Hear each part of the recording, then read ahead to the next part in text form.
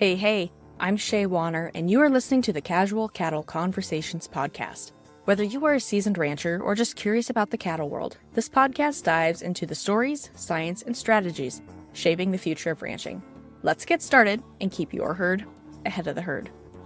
Today, we are visiting with Jeananne from the Red Angus Association about the benefits of value-added programs for all producers regardless of breed, but we will specifically dive into some programs that you Red Angus folks should really be aware of and keep your eye on.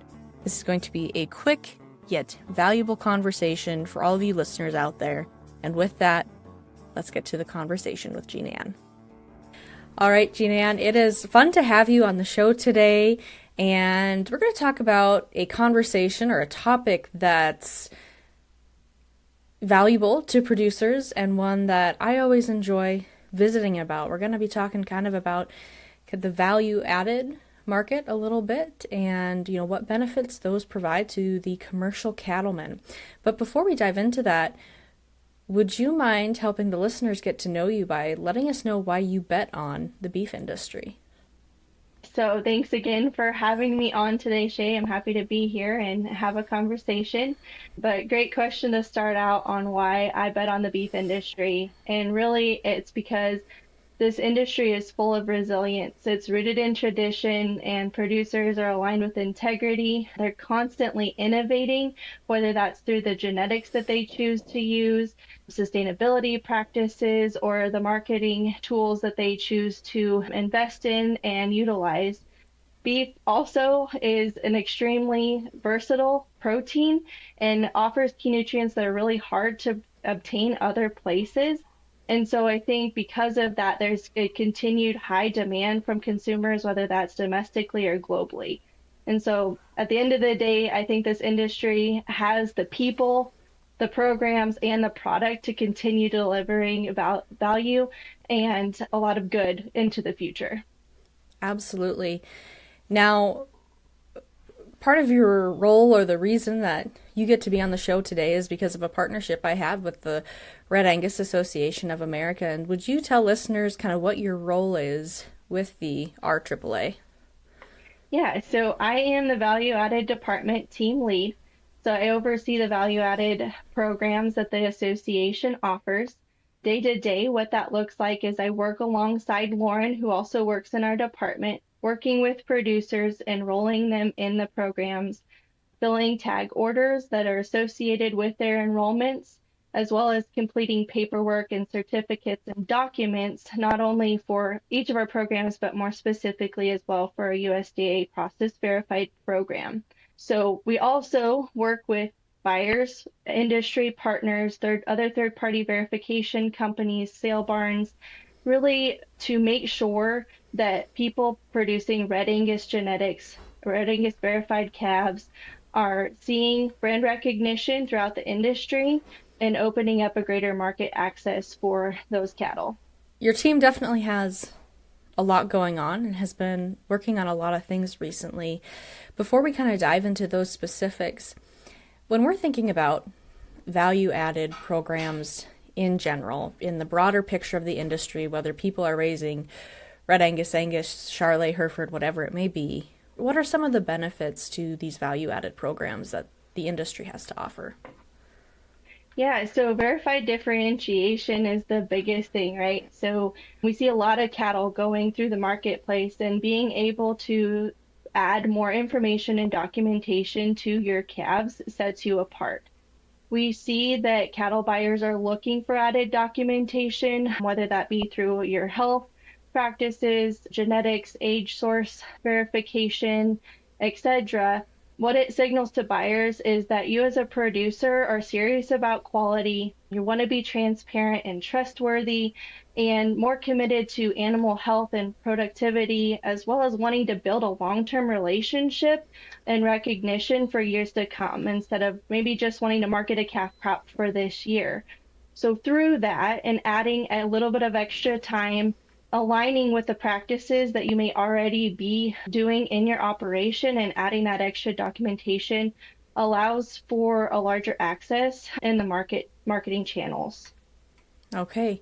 Now, with Red Angus specifically, are there any benefits or stories that you want to highlight of producers who have, reaped the benefits of providing this extra information and just verifying more about their cattle?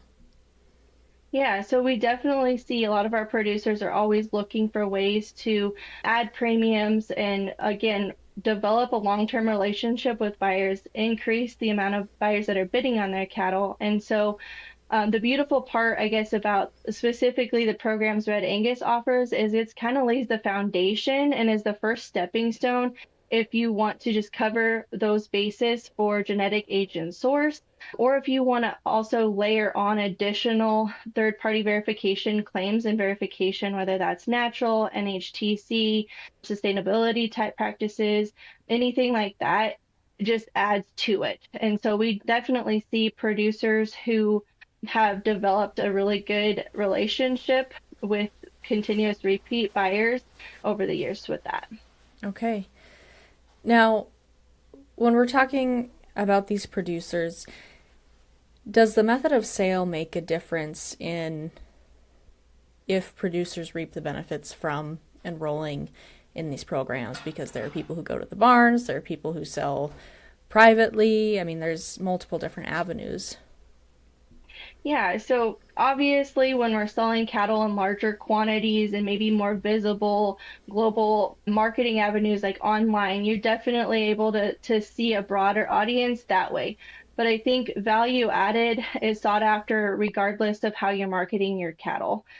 So we definitely know that there's producers enrolled in our specific program that have repeat buyers that are eager to purchase those cattle year in and out, regardless of the quantity and at local sale barns. For Red Angus specifically, our Angus Access program, what that signals to producers or to buyers is that these cattle are at least 50% Red Angus. They got their age and source documentation. And so that foundation allows for those calves to have a broader ability for the end product and how they're marketed and how that meat is packaged and labeled. But it also signals to those buyers how those cattle are going to perform and feed out. They have a little more knowledge on those cattle and how they're going to perform moving forward. So you touched on it a little earlier in that, you're working with not only producers who could benefit from these programs, but also kind of helping establish relationships on the other side with buyers. Do you want to talk a little bit about what goes into establishing those relationships on the buyer side of things, or maybe what your team is doing there? So our team at Red Angus, our value-added department, as well as our commercial marketing team, is constantly working throughout the industry, whether that be with different feedlots and packers, different certified beef program labels, to make sure that they understand what our programs are, specifically speaking, I guess, to our Angus Access and Allied Access program primarily, the benefits of Red Angus genetics, the way those cattle perform, and the different avenues that they qualify for and the documentation that comes with it. So a lot of it's education to where there is brand recognition. So when those cattle do hit the market, they know what they bring and the different opportunities available there. All right. Now, you've already brought up Angus Access a couple times. You just brought up Allied Access. Can you outline the different value-added opportunities that are provided through the Red Angus Association? Yes. So obviously our two primary programs are USDA process verified programs, as you mentioned, Angus Access and Allied Access. So what those are, Angus Access is a genetic age and source verification program. It verifies that the cattle are at least 50% Angus, and then it also has the age and source documentation. Allied Access is the sister program to that, and it removes the genetic requirement, so it just covers the age and source side of things. The other programs that we offer through the association are non-USDA verified. They are more breed partnerships, and they're designed for producers who are capitalizing on the hybrid vigor and producing cattle meeting the demands. So we have a female program with premium red baldy, highlighting that cross between Hereford and Red Angus and the maternal characteristics that are definitely a huge desire within the industry that way. And then we have another program, American Red, that is focused on more of our southern region and the heat tolerance and cattle that are adaptable to those warmer climates. Okay.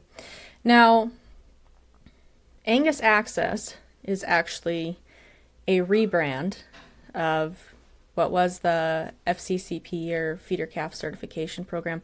Do you want to talk a little bit about what went into that rebrand and the purpose of that? Yeah, so back in July, we did go ahead and announce and release a rebrand of our feeder calf certification program. Other names that it was known for is FCCP for abbreviation, or the yellow tag program. And so the program's been around for 30 years, has a lot of history behind it, and we really just wanted to bring that back to the forefront, put a new face, a new name on that signals a little more clearly defined what that program means and what those cattle can do moving forward. So that was the intention of that rebrand. And I think it just adds more visibility to the program and reminding the industry that these cattle are available. The base of the program has not changed. It's still the same process verified program. The requirements going into it, the integrity and history behind it is still the same. It's still the same trustworthy program that we've had for 30 years. It's just the name that has changed, and the logo is the main change there. But we did also announce a slight change to the program as far as our program compliant tags going into January of 2026.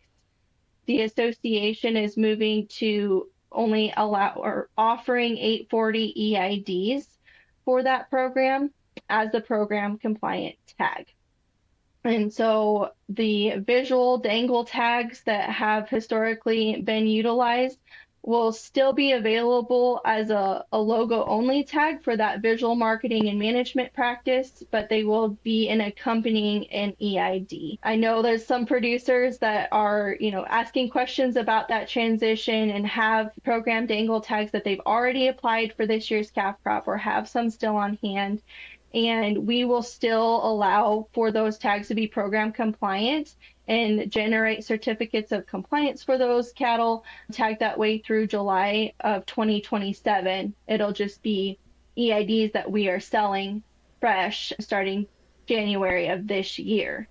We do also allow for outside program compliant EIDs. So if a producer is obtaining tamper-proof EIDs from another source, like the state programs are a great avenue to receive those free EIDs, we definitely encourage producers to utilize those and then provide us a list and bring those in for just $1 a tag. So we really do try to make it easy for producers to be able to bring those outside tags in. The main reason, I guess, for switching to those EIDs is when we're speaking to program cattle specifically, that traceability through the life cycle is extremely important. We talked about the certified beef labels earlier, and those programs and those labels, when they're being audited and looked over, they need that documentation and proof. And so that traceability, being able to follow those cattle through the feedlot, keeping that paperwork with them, and then entering into the packing plants and into these labels is extremely important. Absolutely. Thank you for outlining those changes and why they were made, etc. Now, when you think about the ideal producer who's going to benefit from, say, the Angus Access program, who is that producer? What are they doing, etc.? Yeah, so the Angus Access program is for any producer who is utilizing Red Angus genetics. So whether that be a registered Red Angus sire as their herd sire, they're obtaining registered Red Angus semen to breed their cattle, or there are some cases where producers are purchasing registered Red Angus females and maybe breeding them to other breed composition bulls. So as long as we can verify back to that 50% Angus blood content and they're registered in the association, obviously those calves need to be born and tagged on the operation, then it's a great avenue for those producers to utilize. And, I think that it is a really affordable, simple way, and it's an effective way to stand out in the marketplace. It's also extremely easy because, like I said, affordable. The program doesn't cost anything other than the cost of the tag. And so we really do try to make it simple and easy and just add that extra value to practices that these producers are already putting in place. All right. Well, I have appreciated the conversation and the update about value-added programs and Angus Access. Is there anything else that you think is important to bring up today that we haven't already touched on? I guess the biggest thing is my goal has always been to make sure that producers are able to capitalize on the value that they're already creating with their management practices at home. And so allowing yourself to look into different opportunities that may fit your operation already and the different things that you can add to your calf crop when marketing them that will allow buyers to see that and increase the demand and premiums that you may see come sale day. Angus Access, I do believe, bridges that gap from ranch to marketplace. So if you are utilizing Red Angus genetics, feel free to give our department a call, ask those questions, have a chat with us. We really do try to make it easy and make sure that you guys are well prepared for sale day. So don't leave the value on the table, and we want to make sure that we help you capture that. Absolutely. Well, for those of you who are listening and want more information about this, I will include links in the description for you to check anything out there, so that way you can either do your own research or you can contact someone at the Red Angus Association directly. Now, once you are done with this podcast, I'd also encourage you to go check out the Red Angus Remarks podcast, where they've shared more information about this topic as well as a lot of other great topics. And the best way to support all your favorite podcasts is to leave a rating or review, and better yet, share it with a friend who would find this information valuable. With that, happy ranching, folks.